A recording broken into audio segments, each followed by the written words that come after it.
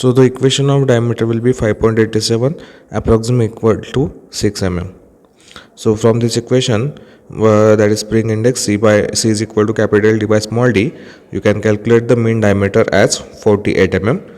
Now by using the equation of deflection, that is delta is equal to 8 pd cube F upon gd raised to 4, you can calculate the number of turns, that is you will get the value as 6.22. So take the approximate value as 7 number of turns. So this is our second example. Next is third example, that is design a helical compression spring for maximum load of 1200 Newton and deflection 30 mm using the value of spring index as 5. The maximum permissible shear stress for the spring wire is 420 megapascal and the modulus of rigidity is 84 kilonewton per mm square.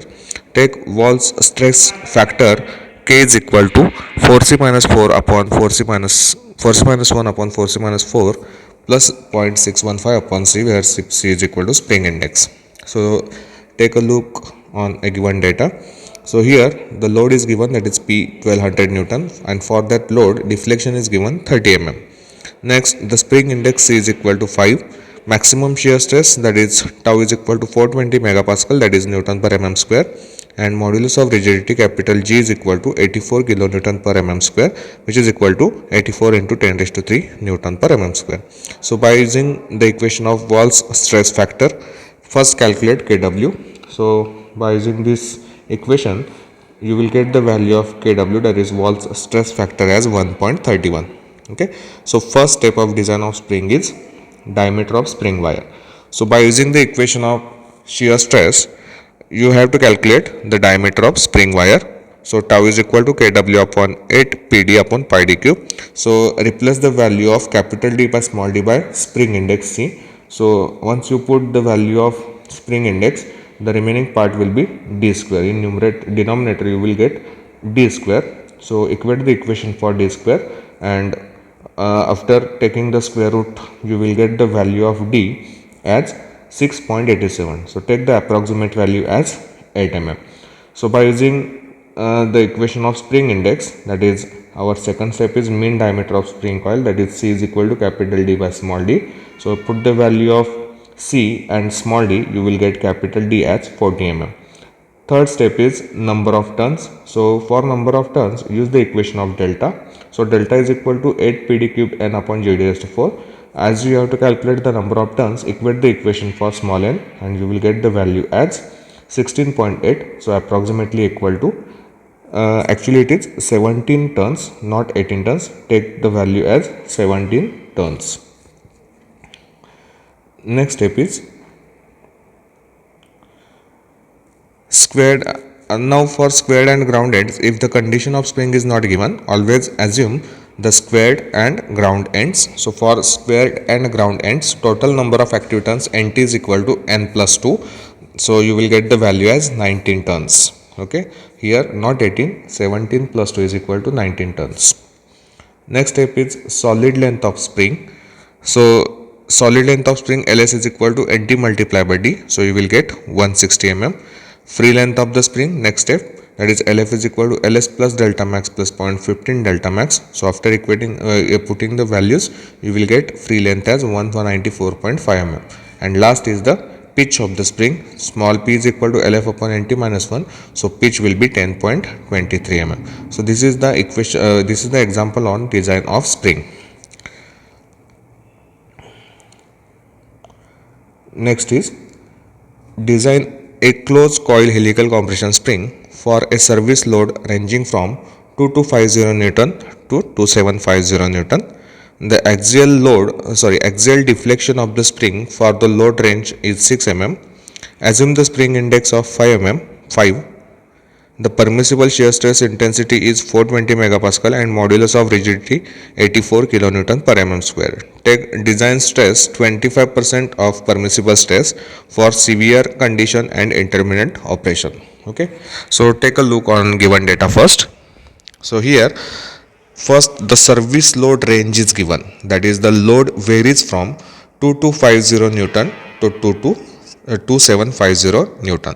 So take the two values of load, that is P1 is equal to 2250 Newton minimum load and maximum load P2 is equal to 2750 Newton.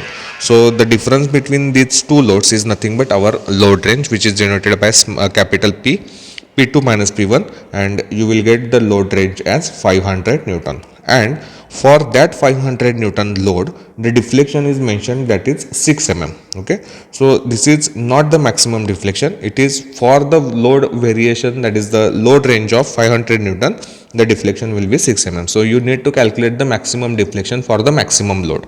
Okay, so next is C is equal to 5 mm, tau is equal to 420 megapascal, and shear modulus capital G is equal to 84 kilonewton per mm square.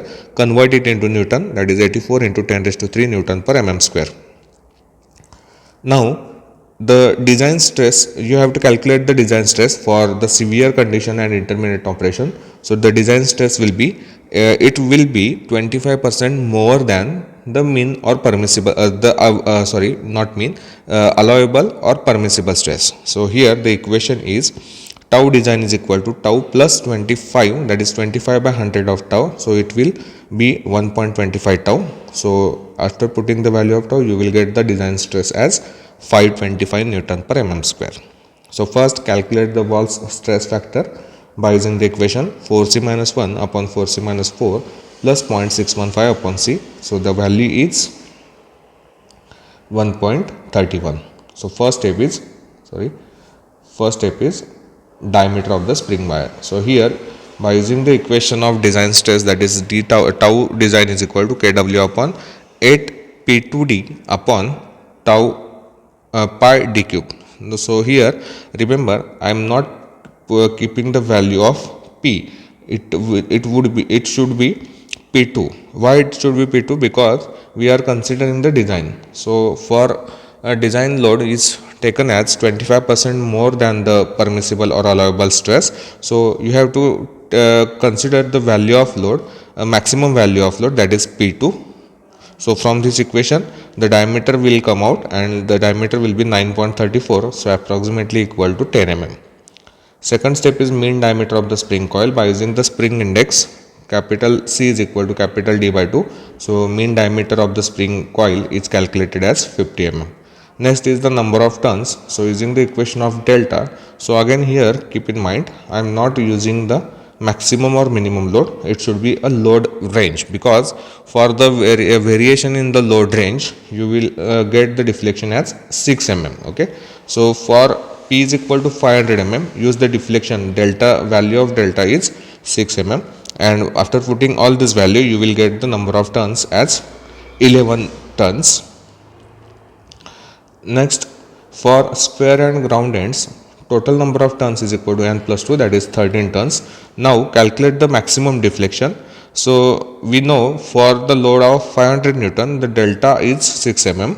So for the maximum load, that is P2 is equal to 27, you will get the maximum deflection. So by equating the equation for delta max, you will get the value as 33 mm.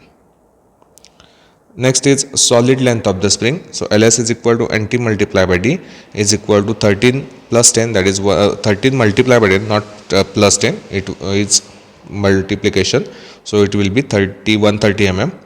Next is the free length of the spring is equal to LF is equal to LS delta max plus 0.15 delta max. So it will get as 167.95 mm. And last step is pitch of the spring, that is small p is equal to LF upon NT minus 1. So the pitch will be 13.99 mm. So this is all about the examples on design of springs. Thank you.